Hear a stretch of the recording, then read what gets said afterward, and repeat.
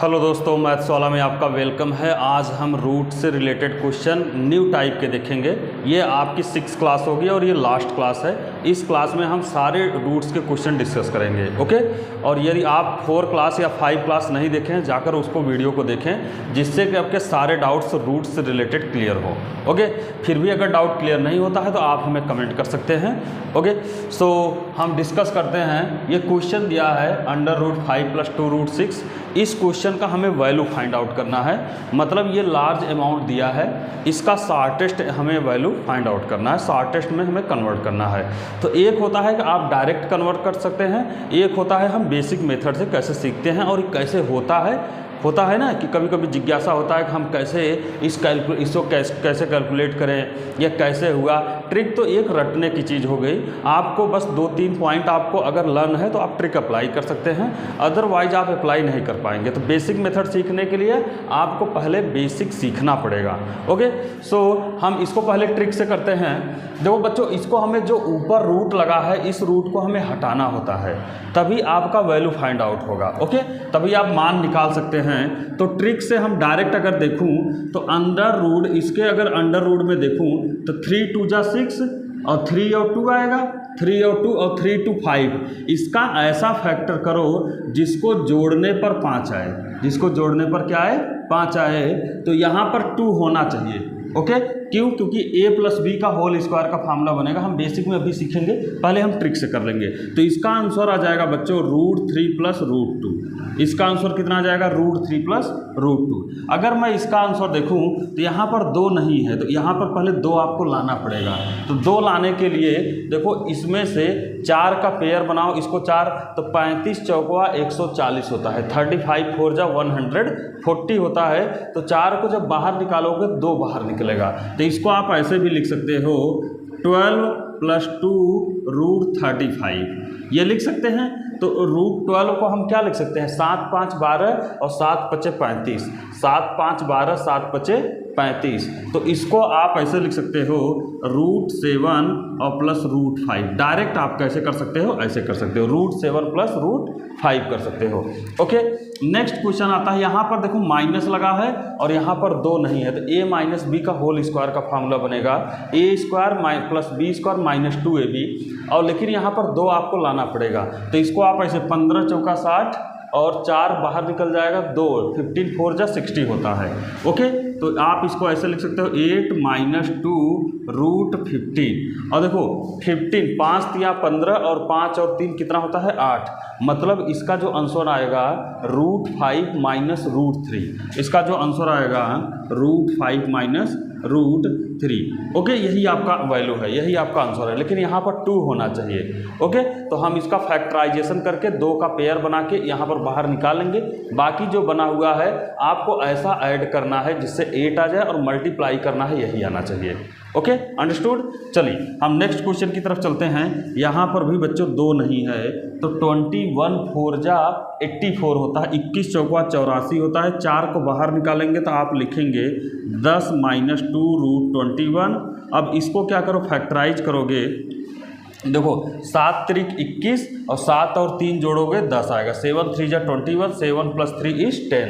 तो इसका आ जाएगा आंसर √7 + -√3 आ जाएगा, √3 है, √7 - √3 आ जाएगा। ऐसे ही इसको क्वेश्चन को आपको सॉल्व करना हो तो 140 का पहले फैक्टराइजेशन करना पड़ेगा। तो मैंने इसमें करके दिखाया था, 35 4 × 140 होता है। तो 4 को बाहर निकाल लेंगे तो इसको लिखेंगे 12 - 2 √35 और 7 5 × 35 और 7 5 = 12 आ जाएगा।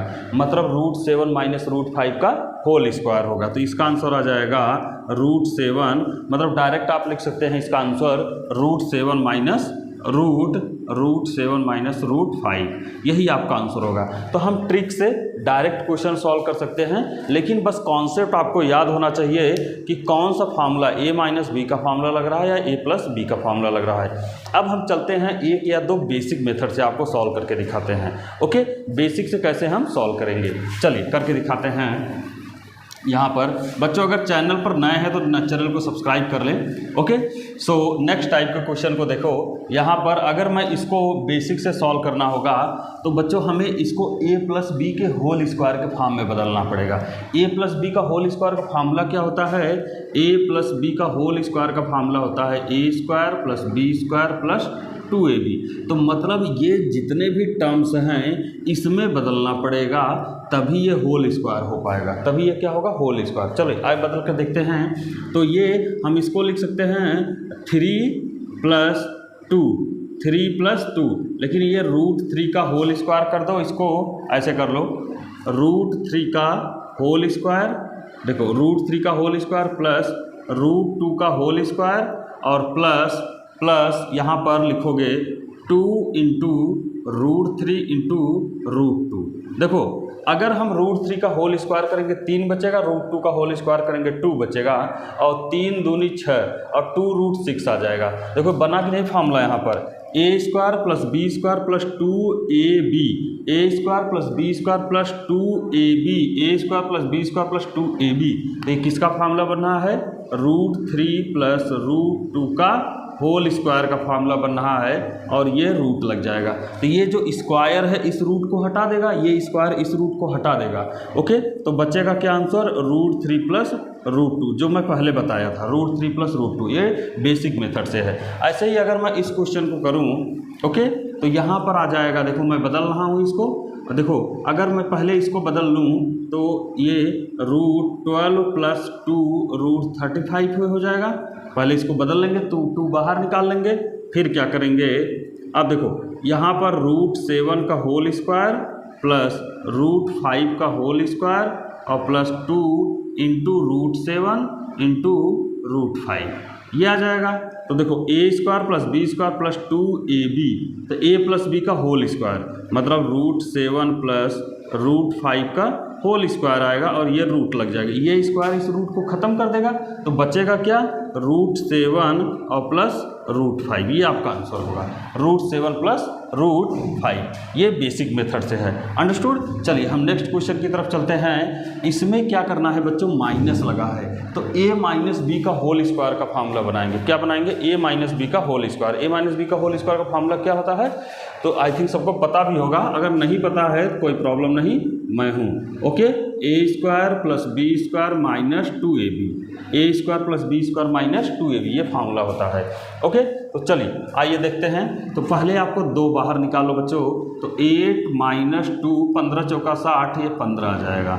ओके, तो यह आ जाएगा √5 का होल स्क्वायर प्लस √3 का whole square minus 2 into √5 into √3, ये अंडर रूट लग जाएगा, जो ये वाला अंडर रूट है। देखो a square plus B square minus 2ab, a square plus B square minus 2ab, तो a माइनस बी का होल स्क्वायर हो जाएगा, सिंपल सा। ओके, तो √5 माइनस √3 का होल स्क्वायर, और ये स्क्वायर इस रूट को ख़त्म कर देगा, तो आएगा √5 माइनस √3, यही आपका आंसर होगा। तो ये बेसिक मेथड है, बेसिक मेथड से आप आसानी से किसी भी क्वेश्चन को सॉल्व कर सकते हैं। ओके, सो चलिए नेक्स्ट क्वेश्चन की तरफ हम चलते हैं। हेलो दोस्तों, तो नेक्स्ट क्वेश्चन ये है कि आपको आरोही क्रम मतलब असेंडिंग ऑर्डर और अवरोही क्रम डिसेंडिंग ऑर्डर में बदलना होगा। ऐसे क्वेश्चन रूट्स में दिए होते हैं, तो ऐसे क्वेश्चन को सॉल्व करने के लिए हम सबसे बेसिक मेथड ये होता है कि या तो इसको सॉल्व करो या तो डायरेक्ट करो। डायरेक्ट मतलब ये होता है कि आपके गलती होने के मतलब 5 या 10% हो यहाँ पर पॉसिबिलिटी है, लेकिन अगर बेसिक मेथड से करते हैं तो बिल्कुल गलती होने की चांसेस कोई है ही नहीं। तो यहाँ पर हम पहले ट्रिक से देखते हैं, फिर इसके बाद बेसिक से देखते हैं। तो बच्चों यहाँ पर अगर मैं ट्रिक से देखूँ तो यहाँ पर देखो, अगर मैं इसको लिखूँ तो 2 पावर 1/3 लिखेंगे, 3 पावर 1/2 लिखेंगे, 4/1/3 लिखेंगे। यहाँ 3 था 3, 2 था, यहाँ 2 और यहाँ 3 था। इसके सबसे नीचे जो पावर सबसे कम किसकी है? 2 है। यहाँ पर 3 है, तो ये दोनों इक्वल हैं। और इन दोनों का अगर मैं डायरेक्ट देखूँ, जो सबसे कम होता है नीचे डिनोमिनेटर में हर में, वही सबसे बड़ी वैल्यू होती है, जो नीचे सबसे कम होता है। ये पॉसिबिलिटी है, तो आपके 90% चांस है सही होगा, लेकिन अगर बेसिक से करते हैं तो बिल्कुल सही होगा, 110% राइट होगा। तो हम पहले ट्रिक से देखते हैं। तो यहाँ पर देखो बेसिक डिनोमिनेटर कितना है, 2 है, तो सबसे बड़ा वैल्यू यही होगा। अभी मैं प्रूव करके भी दिखाऊंगा, मतलब √3 इज़ द लार्जेस्ट वैल्यू, और इसके बाद ये दोनों 3 है, तो लार्जेस्ट वैल्यू ये होगा, मतलब √4 सबसे इससे बड़ा, इससे छोटा ये होगा, और सबसे छोटा होगा ये √2। तो ये हो गया आपका, किस में हो गया, मतलब असेंडिंग और डिसेंडिंग ऑर्डर में। देखो डिसेंडिंग मतलब अवरोही क्रम में, अगर असेंडिंग ऑर्डर में लिखेंगे तो इस साइड से देखेंगे, और डिसेंडिंग ऑर्डर इस साइड से देखेंगे। असेंडिंग ऑर्डर मतलब असेंडिंग ऑर्डर मतलब आरोही क्रम, आरोही क्रम में बढ़ते हुए क्रम में होता है, अवरोही क्रम में घटते हुए क्रम में होता है। आई थिंक समझ में आ रहा होगा। तो ये देखो सबसे बड़ी वैल्यू होगी, फिर उससे छोटी ये होगी, उससे छोटी ये होगी, सबसे बड़ी वैल्यू ये होगी। ओके, आप डायरेक्ट पहचान सकते हैं। नेक्स्ट क्वेश्चन है कि इसमें सबसे बड़ी वैल्यू कौन सी होगी। तो यहाँ पर देखो 4 दोनों जगह है, लेकिन यहाँ 3 है। तो अगर मैं इसको कंपेयर करूँ तो 10 पावर, देखो ऐसे लिख सकते हैं इसको 1/4 में, इसको ऐसे लिख सकते हैं, और इसको ऐसे लिख सकते हैं। ऐसे लिख सकते हैं, नहीं लिख सकते, बिल्कुल लिख सकते हैं। तो सबसे नीचे जो पावर सबसे कम किसकी है, इसी की है, वो 3 है। तो मतलब सबसे वैल्यू बड़ी किसकी होगी, इसी की होगी।